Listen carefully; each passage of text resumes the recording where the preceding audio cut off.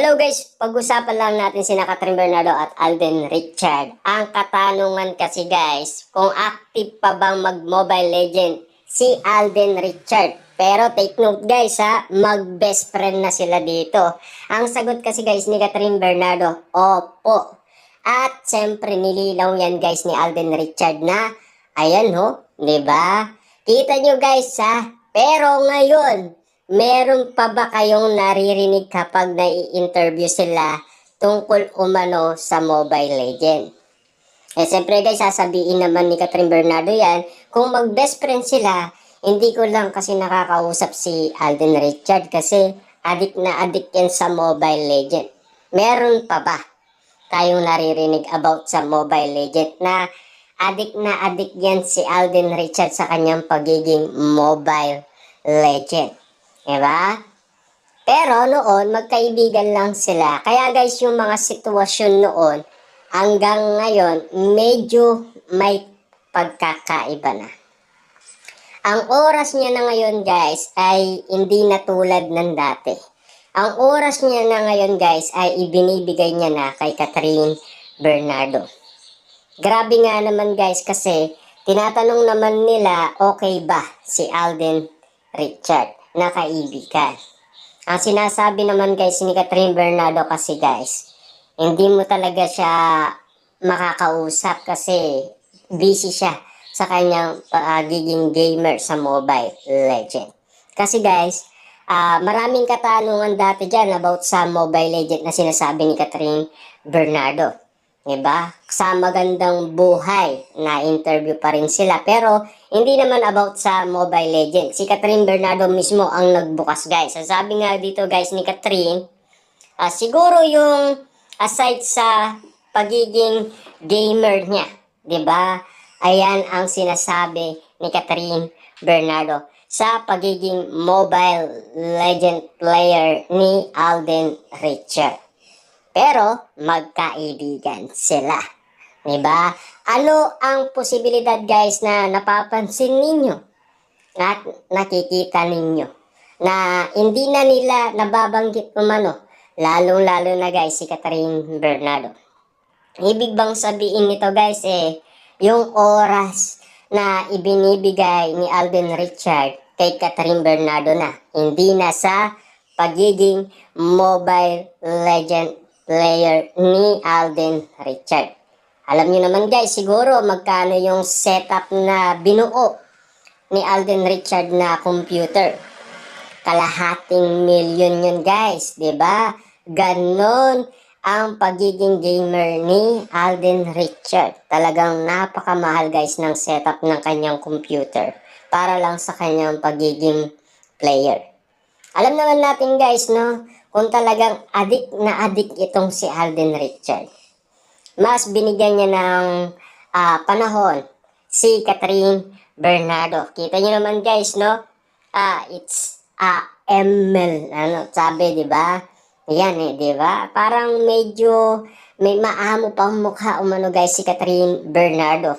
Pero ngayon guys, dahil nga naman kasing nanliligaw na si Alden Richard kay Catherine Bernardo, na alam naman natin kasi guys, galit na galit si Catherine Bernardo sa Mobile Legend. Lalong-lalo na kasi guys, pinagbawalan niya si Daniel Padilla.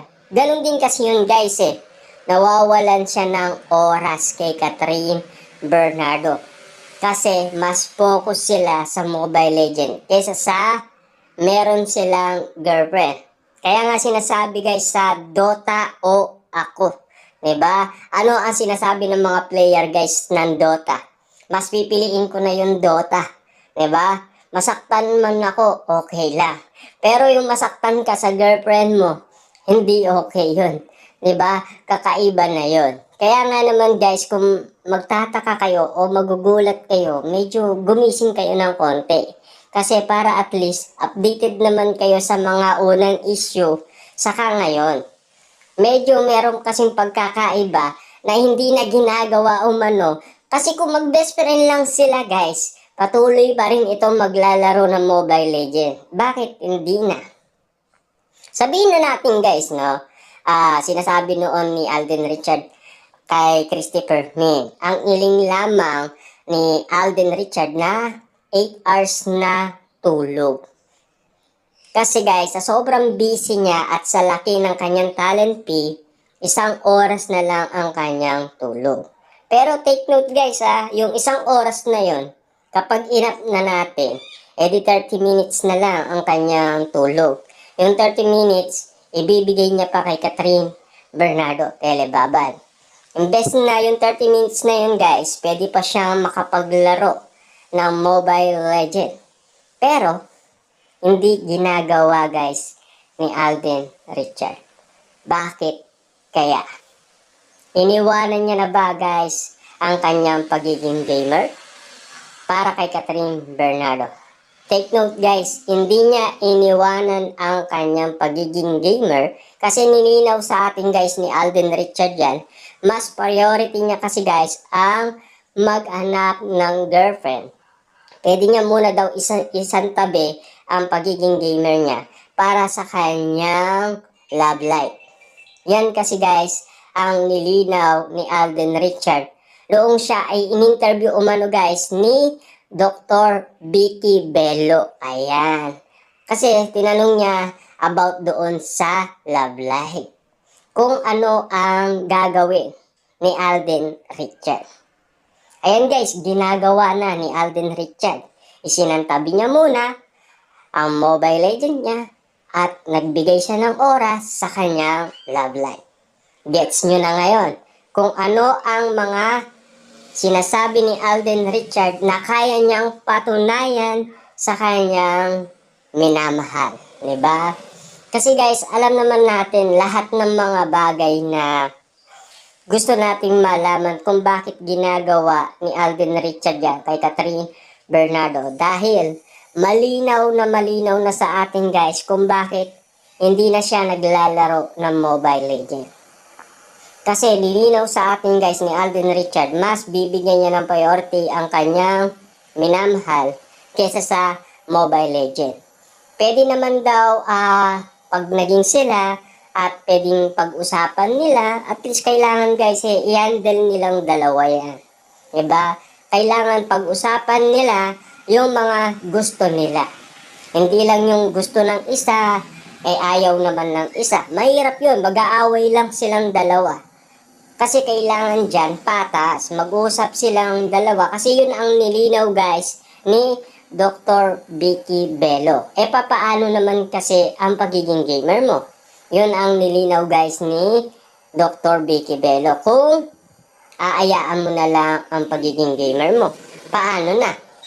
Kung uunain mo yung love life mo, okay lang naman, sabi nga ni Alden Richard, basta mahanap niya guys ang true love niya. Nahanap na ba ni Alden Richard ang kanyang true love guys? Ang the one and only para sa kanya. Ano ba ang napapansin ninyo base sa mga naririnig ninyo sa mga media, mga legit na marites, mga netizens, mga fans? Kung ano na ang nangyayari kina Catherine Bernardo at Alden Richard.